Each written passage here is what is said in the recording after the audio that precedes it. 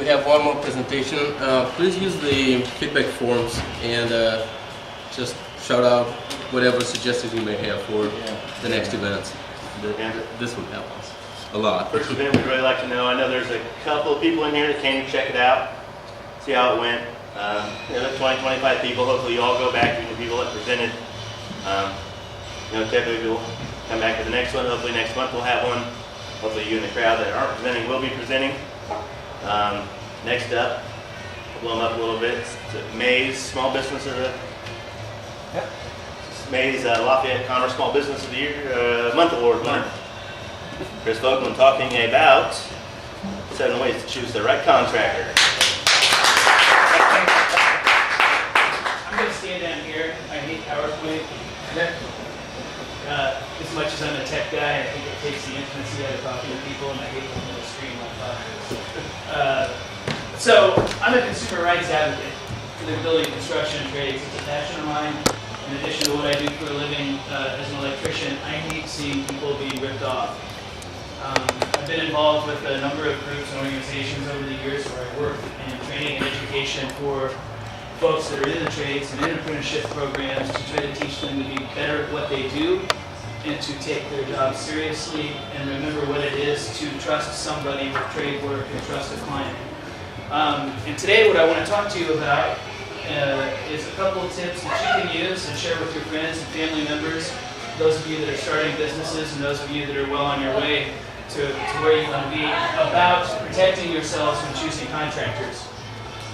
We see it every day. I know a lot of you are involved in the trades and the businesses and you've seen it.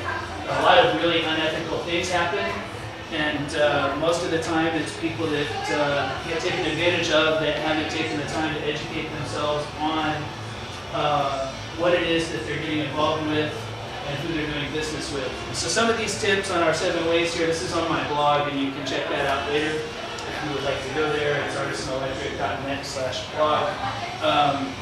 Some of these you're familiar with and some of them you may not. Angie's List, I think probably most of you have heard about it. I don't know if you're involved with it, if you've gotten yourself a membership.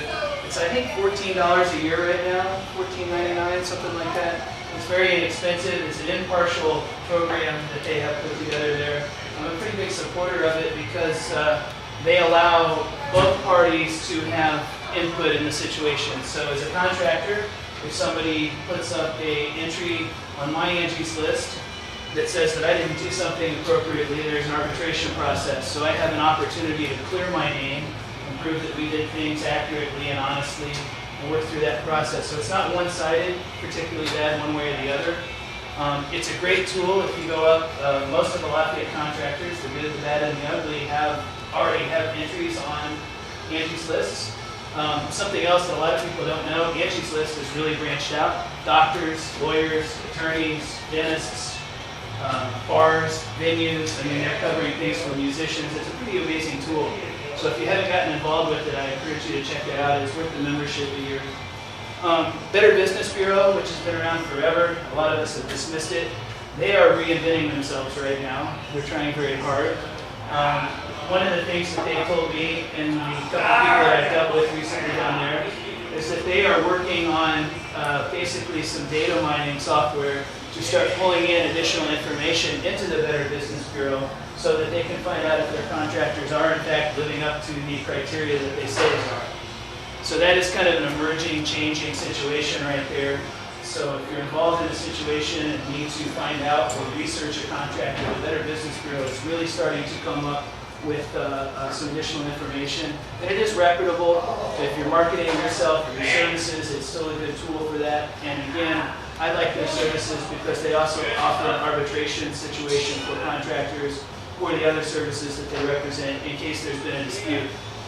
On the local level, dealing with your city engineers in Lafayette, the city of Lafayette over here at the city county building and at the city offices, talking to the city engineers. If you're trying to research somebody you're doing business with in the trades, those folks can help you out a lot. They're careful about what they say, but what they can do is document if a given tradesperson or business has fulfilled their licensing requirements and have their bonds in place, which are two things that are very important. If you're getting any significant amount of work done, I would really encourage you to make sure you deal with bonded and insured contractors and people that are on good terms with the city. If they're not, there might be a reason. And the reason could be because they're small and they're a startup and they haven't gotten there yet, which I like to see them encouraged to get that direction.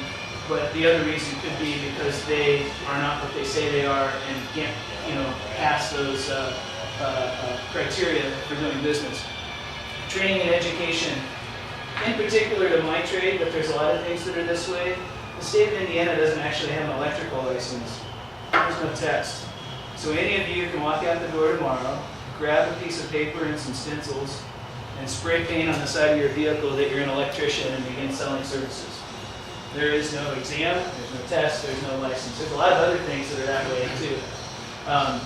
I'm in full favor of the electrical licensing at the state level. There's currently a bunch of hubbub going on at the city and county level about licensing and things. I really don't want to see it handled on the city-county level. This is also true of some other trades. Where I'm getting at with training and education, find out if somebody says they're a journeyman or they are a doctor or an attorney or a lawyer. Do 5 minutes worth of research and find out if that's true. Ask them where they went to school. If you're getting ready to spend a significant investment job, invest dollars with somebody, find out where they got their training. Take it a step farther and contact those training facilities and find out if it's legit. The internet and a good laser printer now makes it awful easy to make anything legit. So, I actually have a friend of mine that sent me a seal from the United States of America suggesting I was a congressman the other day as a joke. And it was even embossed. I was like, how do you do that? He's like, it's coming a long way quick. So be careful about who you let into your places of businesses and your homes. So don't be afraid to talk about those dollars up front with your consumers and with your contractors and with all parties involved. And make sure you get your documentation in writing and cover your warranty things. So thanks for your time today.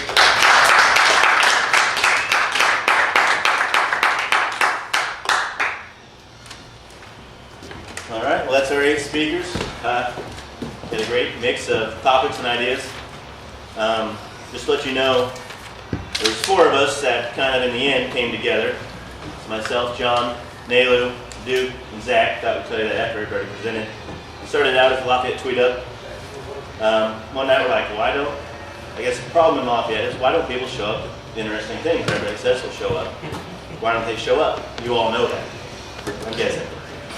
And so we hope maybe if we just brought a lot of different ideas together, people will show up. This is a good crowd for Lafayette, that's the truth. The hope is we're going to try to have one in the next month or 2, keep an ear out. I hope even the presenters show back up, bring an extra person with you. The people that are here checking it out, I hope you want to present, because we hope that there's more people here next time. But I'd like to thank you all for coming. Any of the other, Nelu, you have anything to close it up? Yeah, well, I thought all the presenters tonight were really brave, and we thank you all for coming in for our first edition. We really hope we keep it going and growing so that everybody here in the town will share their experiences and good knowledge. So, thank you all. We invite you to talk to each other about, if you have a question for Chris, have a question for Matt, a question for Zach. Buy a drink, hopefully. Thank you for the Knickerbocker. We know we're the only ones here. That, go buy another drink, tell them thank you, and we'll let you guys know when we're having another one. Thank you very much for coming. Yeah. Good job, everyone.